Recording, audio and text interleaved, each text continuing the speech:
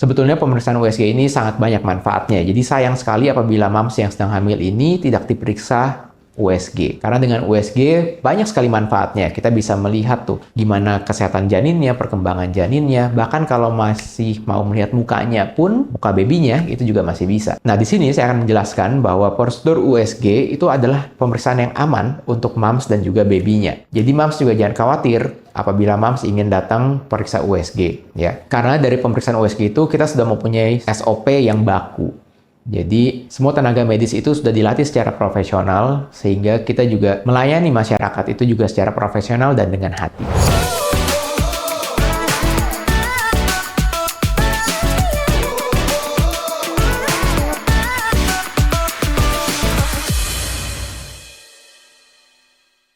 Hai, kembali lagi di channel Dr. Kevin. Apa kabarnya semua? Semoga semua dalam keadaan yang sehat ya. Nah, kali ini saya akan membahas satu topik yaitu yang berhubungan dengan prosedur USG pada saat kehamilan. Itu seperti apa sih sebetulnya prosedurnya? Nah, pengen tahu seperti apa? Ikutin terus video ini. Tapi seperti biasa, sebelum saya lanjut, buat kalian yang baru pertama kali ketemu dengan channel ini, ayo cepetan buruan subscribe. Cara gampang tinggal klik tombol subscribe di bawah sini yang tulisan subscribe. Jangan khawatir, karena subscribe itu gratis. Dan juga nyalakan loncengnya, supaya setiap kali ada video baru, kalian langsung dapat notifikasinya. Khususnya untuk para ibu yang sedang hamil atau yang sedang ingin program hamil dan yang memerlukan pemeriksaan USG atau ultrasonografi, itu bertujuan khususnya untuk yang sedang hamil adalah untuk memantau dari kehamilannya sendiri. Yang kita tahu adalah kehamilan itu terletak di area panggul. Ya, jadi area panggul itu di bawah perut. Dan pada saat masuk ke trimester kedua dan ketiga, memang rahim itu posisinya sudah mulai ke atas. Jadi sudah di area perut. Yang akan diperiksa adalah di daerah sekitar panggul dan di daerah sekitar perut. Tujuannya selain memeriksakan dari kondisi kehamilannya, kesehatan babynya, dan juga perkembangan babynya. Selain itu, pada saat hamil, selain dari ada baby atau janin, ada juga jumlah air ketuban, posisi plasenta, atau juga dari kondisi rahimnya. Apakah ada miom, atau misalnya ada kista, atau hal-hal yang lain. Nah, untuk mams yang sedang program hamil pun, pemeriksaan USG itu juga bisa dilakukan dari perut atau bahkan dari transvaginal. Transvaginal ini biasanya kita lakukan pada saat memang pasien ini sudah pernah melakukan hubungan seksual atau yang sudah menikah. Jadi baru bisa kita lakukan pemeriksaan USG transvaginal. Dan ada beberapa kasus pada saat mams hamil di trimester 1 bisa kita lakukan USG transvaginal karena memang posisi rahim itu masih di area panggul. Tujuannya adalah untuk melihat lebih jelas di area panggul tersebut. Jadi di rahim dan di area sekitar rahim, misalnya di indung telurnya, itu akan terlihat lebih jelas dibandingkan dengan USG dari abdomen atau dari perut. Jadi untuk mams yang sedang hamil, boleh mulai USG itu bahkan dari pada saat tes pack positif. Nah, tetapi ada beberapa orang juga yang seminggu setelah tes pack positif itu baru melakukan USG. Itu juga tidak apa-apa. Jadi tidak ada salahnya mams ingin melakukan USG kapanpun. Bahkan dari sebelum hamil pun, mams juga boleh melakukan pemeriksaan USG.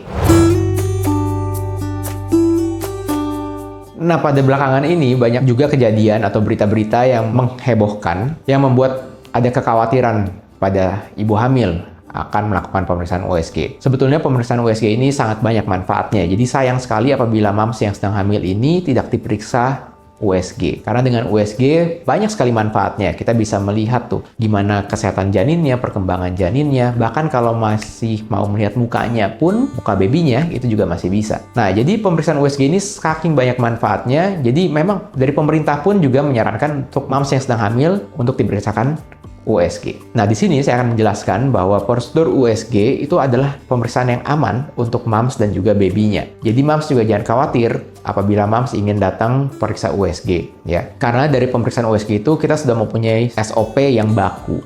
Jadi, semua tenaga medis itu sudah dilatih secara profesional, sehingga kita juga melayani masyarakat itu juga secara profesional dan dengan hati. Jadi, mams juga jangan khawatir, karena pemeriksaan USG itu sebetulnya yang diperiksa untuk orang hamil itu adalah di daerah perut atau di daerah panggul, apabila mams masih hamil di trimester 1. Nah, untuk pemeriksaan USG-nya pun juga, tangan si pemeriksa ini tidak langsung bersentuhan dengan kulit mams atau kulit pasien. Jadi yang akan bersentuhan langsung ke kulit pasien adalah si alat USG-nya tersebut, baik itu melalui transvaginal atau dari perut. Hal yang kedua, apabila mams ingin melakukan USG, memang sebaiknya mams juga ada pendamping. Tetapi pemeriksaan USG di semua fasilitas kesehatan itu pasti akan ada pendampingnya. Jadi standar prosedurnya memang sudah seperti itu. Jadi apabila seorang dokter yang memeriksa, pasti akan didampingin oleh seorang perawat. Jadi, moms tidak sendirian di dalam ruangan tersebut. Nah, salah satu keuntungannya apabila moms ditemani oleh anggota keluarga yang lain adalah supaya anggota keluarga tersebut juga dapat membantu memahami apa yang moms sedang alami. Misalnya, kehamilannya di usia berapa minggu, kondisi janinnya seperti apa, supaya ada anggota keluarga juga yang bisa membantu moms untuk mengingatkan apabila moms lupa akan hasil USG-nya. Nah, untuk semua pemeriksaan kedokteran, termasuk USG, itu pasti akan melalui izin dari si pasien tersebut. Jadi, apabila moms memang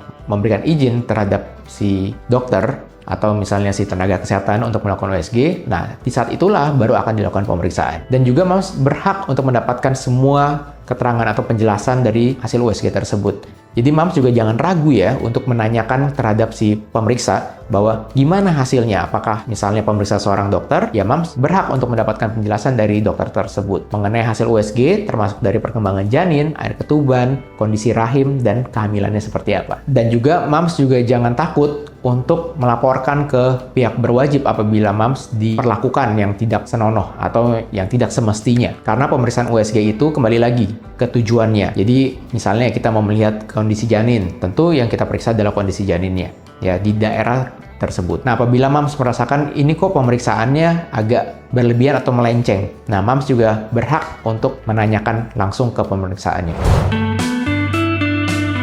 Nah, ini sedikit tips untuk moms dan juga dads apabila moms ingin periksakan kehamilannya ke fasilitas kesehatan atau ke dokter. Nah, sebaiknya memang didampingi ya. Jadi untuk semua dads ya sebaiknya meluangkan waktu juga untuk mendampingi para moms untuk kontrol kehamilan. Oke, sekian dulu konten Dr. Kevin kali ini. Jangan lupa untuk dukung terus channel ini dengan cara klik tombol like, comment, subscribe, serta share video ini ke semua sosial media kamu supaya video ini dapat tersebar luas dan bermanfaat. Saya Dr. Kevin, until tomorrow and stay healthy.